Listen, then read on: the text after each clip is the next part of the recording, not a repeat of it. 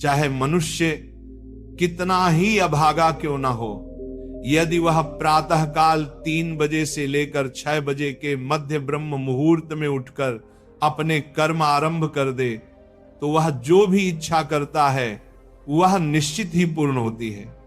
एक समय की बात है, माता पार्वती ने भगवान शिव से निवेदन किया, हे स्वामी, मैंने देखा है कि चाहे मनुष्य कितना ही दुर्भाग्यशाली क्यों न हो, यदि वह ब्रह्म मुहूर्त में उठता है तो उसके जीवन में सुख, शांति और सफलता स्वतः आने लगती है। ऐसा क्यों होता है? कृपया मुझे इस रहस्य का बोध कराइए।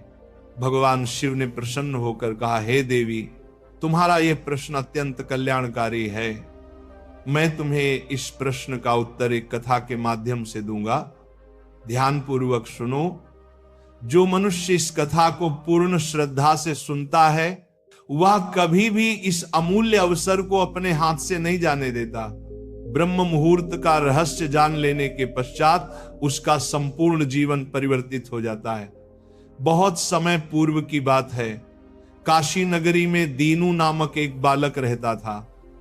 वह हृदय से अत्यंत अच्छा था, किंतु उसमें एक बुरी आदत थी। वह प्रातःकाल बहुत देर से उठता था। घर के लोग उसे प्रतिदिन जगाने का प्रयत्न करते, परंतु वह प्रातः 9 बजे से पहले कभी नहीं उठता था। जब वह बालक था तब उसके परिवार वालों ने सोचा कि समय के साथ उसकी ये आदत सुधर जाएगी, परंतु जैसे जैसे वह बड़ा होता गया ये आलस्य और भी दृढ़ होता चला गया।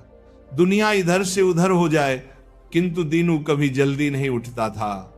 उसके पिता उसकी इस आदत से अत्यंत दुखी रहते। धीरे धीरे उस पर नकारात्मक शक्तियों का प्रभाव बढ़ गया। वह सबको पलटकर उत्तर देने लगा।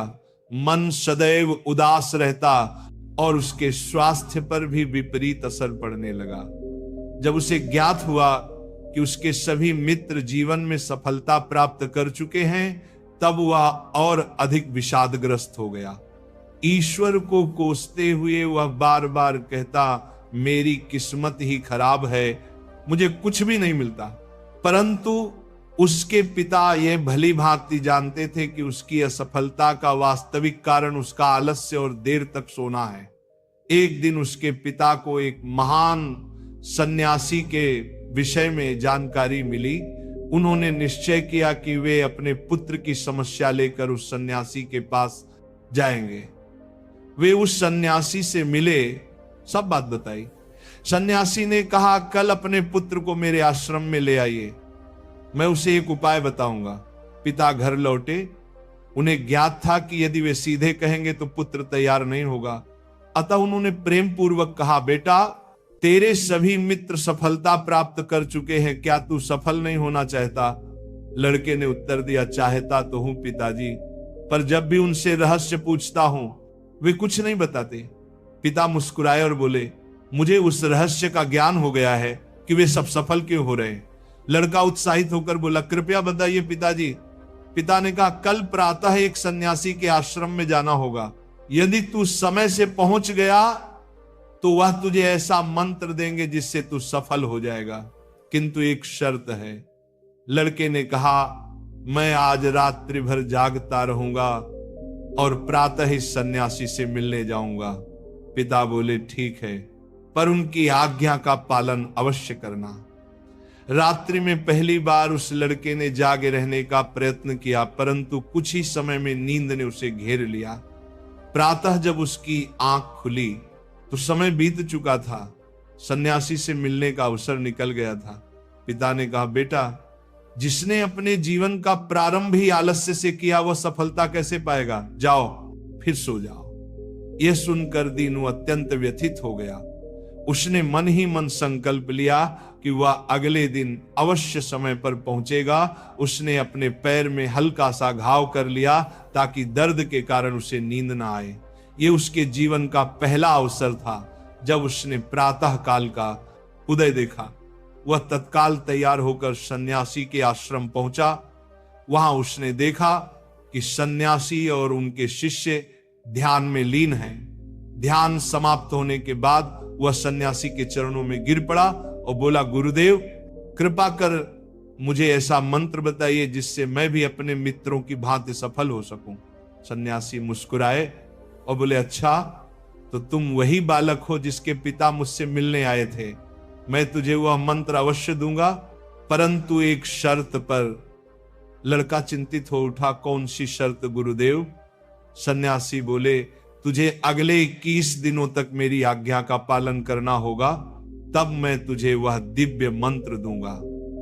यदि बीच में तेरा संकल्प टूटा तो उस मंत्र का कोई प्रभाव नहीं रहेगा।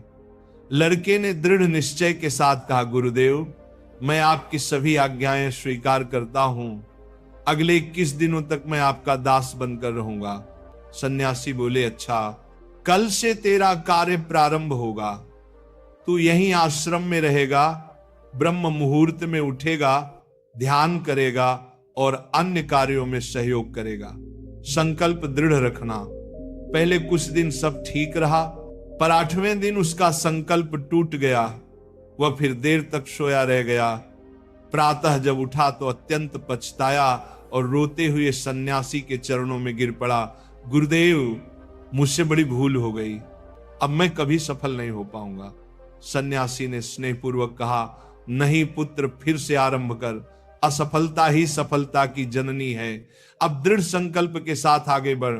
लड़के ने पूछा, गुरुदेव ब्रह्म मुहूर्त में उठना इतना आवश्यक क्यों है? यहां सब लोग इतनी जल्दी क्यों उठते हैं? तब सन्यासी ने उसे गूढ़ ज्ञान दिया। रात्रि को 4 प्रहरों में विभाजित किया गया है। पहला, रुद्र काल संध्या 6 बजे से 9 बजे तक। दूसरा, राक्षस काल रात्रि 9 बजे से 12 बजे तक। तीसरा, गंधर्व काल रात्रि 12 बजे से 3 बजे तक। और अंतिम, मनोहर काल, जिसे ब्रह्म मुहूर्त या अमृत बेला कहा जाता है, प्रातः 3 बजे से 6 बजे तक।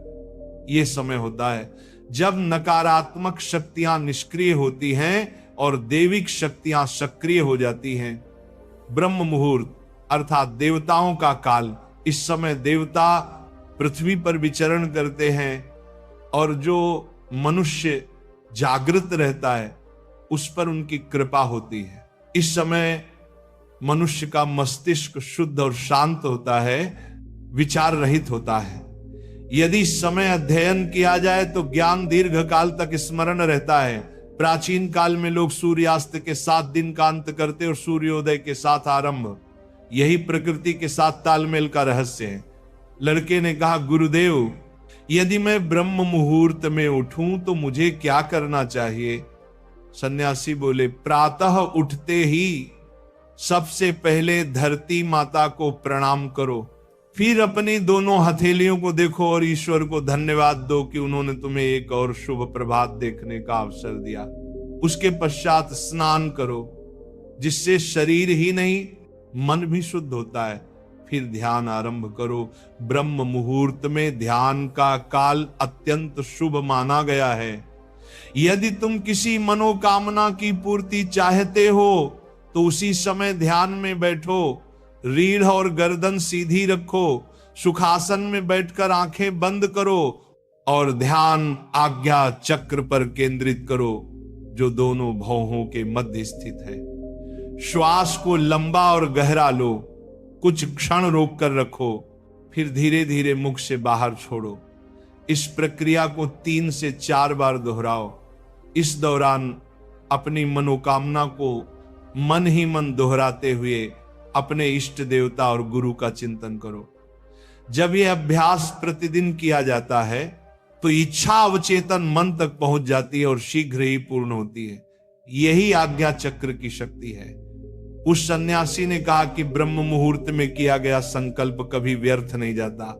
इस समय ईश्वर की कृपा विशेष रूप से प्राप्त होती है। लड़के ने अगले 21 दिनों तक पूर्ण निष्ठा से इस नियम का पालन किया। अब वह अनुशासित, शांत और प्रसन्न चित्त बन गया था। 21वें दिन वह प्रसन्न भाव से सन्यासी के पास पहुंचा और कहा, गुरुदेव मैंने 21 दिनों का संकल्प पूर्ण कर लिया है, आप कृपया मुझे वह सफलता का मंत्र बताइए। सन्यासी मुस्कुराए और बोले, पुत्र, पिछले 21 दिनों से जो अभ्यास तू कर रहा है वही तेरा सफलता का मंत्र है। जो व्यक्ति ब्रह्म मुहूर्त में उठकर ध्यान करता है वह जीवन में कभी असफल नहीं होता। तूने ब्रह्म मुहूर्त का रहस्य जान लिया है, इसे जीवन पर्यंत निभाना यही तेरा सिद्धि मार्ग है।